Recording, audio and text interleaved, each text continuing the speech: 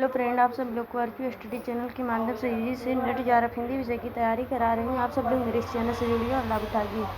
आज हमने जो सिलेबस में जो इकाई 5 लगा है उससे क्वेश्चन लिए हैं। कविता कुछ महत्वपूर्ण क्वेश्चन कल करवाए थे और कुछ आज हम करवा रहे हैं। आचार्य राम पृथ्वीराज रासो के संबंध में आचार्य रामचंद्र शुक्ल के कुछ महत्वपूर्ण कथन हैं।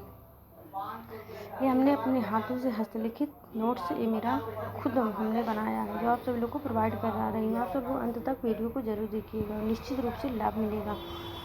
इस चंद्रबरदाई हिंदी के प्रथम महाकवि माने जाते हैं और इनका पृथ्वीराज रासो हिंदी का प्रथम महाकाव्य है। यह ग्रंथ ना तो भाषा के इतिहास और ना ही साहित्य के इतिहास के काम का है। यह पूरा ग्रंथ वास्तव में जाली है।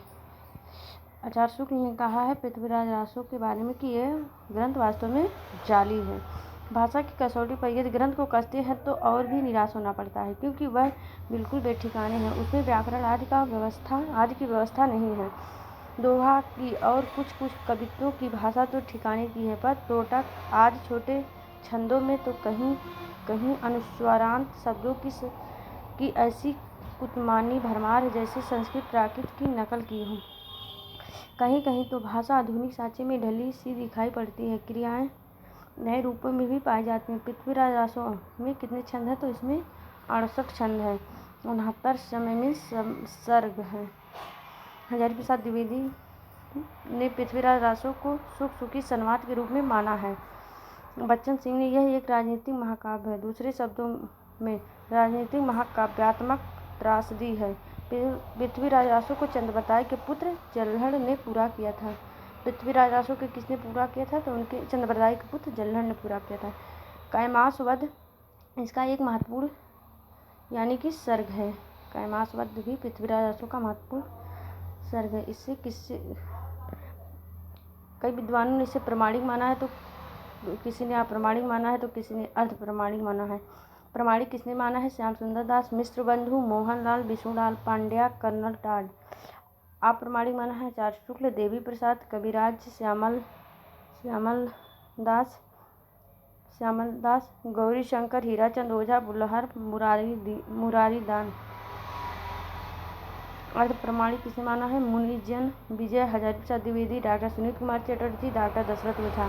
चंद्रबरदाई को 56 छंद का विशेषज्ञ माना जाता है। इसमें कौन से छंदों का प्रयोग हुआ है? तो तोटक, दूहा, तोमर आदि छंदों का प्रयोग हुआ है।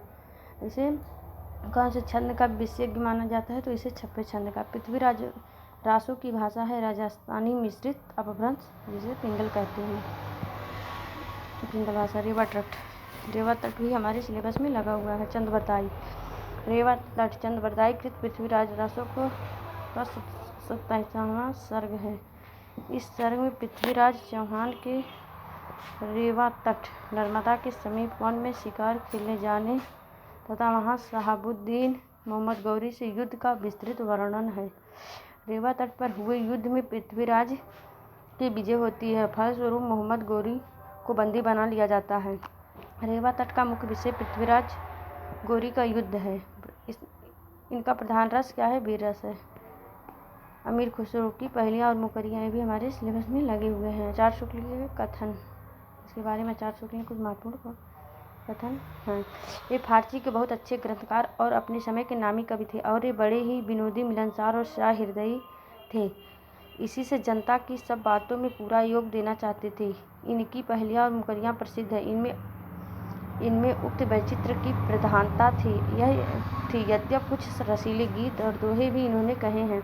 कबीर की अपेक्षा खुसरो का ध्यान बोलचाल की भाषा की ओर अधिक था। उसी प्रकार जैसे अंग्रेजों का ध्यान बोलचाल की भाषा की ओर अधिक रहता है, अमीर खुसरो का लक्ष्य जनता का मनोरंजन था। पर कबीर धर्मोपदेशक थे, अतः उनकी वाणी पोथियों की भाषा का सहारा कुछ न कुछ खुसरो की अपेक्षा अधिक लिए हुए हैं। ऐसा आचार्य शुक्ल के कथन है अमीर खुसरो के बारे में। विद्यापति की पदावली, ये भी हमारे सिलेबस में लगा हुआ है। इसके संपादक डॉक्टर नरेंद्र हैं। आचार्य शुक्ल के महत्वपूर्ण कथन। 3 भाषाओं में काव्य रचना की है, संस्कृत, अपभ्रंश और देश भाषा। पर जिसकी रचना के कारण ये मैथिली कोकिल कहलाएं, पर इनकी पदावली है। किस रचना के कारण विद्यापति मैथिली कोकिल कहलाएं? तो पदावली के कारण इन्होंने मैथिली कोकिल कहलाएं। पदावली में अपने समय प्रचलित मैथिली भाषा का प्रयोग किया है। आध्यात्मिक रंग के चश्मे आजकल बहुत सस्ते हो गए। विद्यापति के पद अधिकतर श्रृंगारी ही है, श्रृंगारी ही है। श्रृंगार लिखा है तो श्रृंगारी रहेगा। जिनमें नायक और नायिका राधा कृष्ण हैं। विद्यापति सरस्वत थे। ये किस संप्रदाय के थे? तो ये सरस्वत संप्रदाय के थे। विद्यापति को कृष्ण भक्तों की परंपरा में ना समझना चाहिए। श्रृंगारी माना है हर प्रसाद शास्त्री, शुक्ल, राम कुमार वर्मा, रामवृक्ष बेनीपुरी। विद्यापति को श्रृंगारी माना है। तो भक्त किसने माना है? श्याम सुंदर दास, हजारी प्रसाद द्विवेदी भक्त माने हैं। रहस्यवादी माने हैं ग्रियर्सन, जॉर्ज ग्रियर्सन जो है विद्यापति को रहस्यवादी माने हैं। हरिवंश राय बच्चन ने विद्यापति को जातीय कवि और अपरूप सौंदर्य का कवि कहा है। हरप्रसाद ने विद्यापति को पंचदेवोपासक कहा है। निराला ने पदावली के श्रृंगारिक पदों की मादकता को नागिन की लहर कहा है। तो ये बहुत ही फेमस पंक्ति है।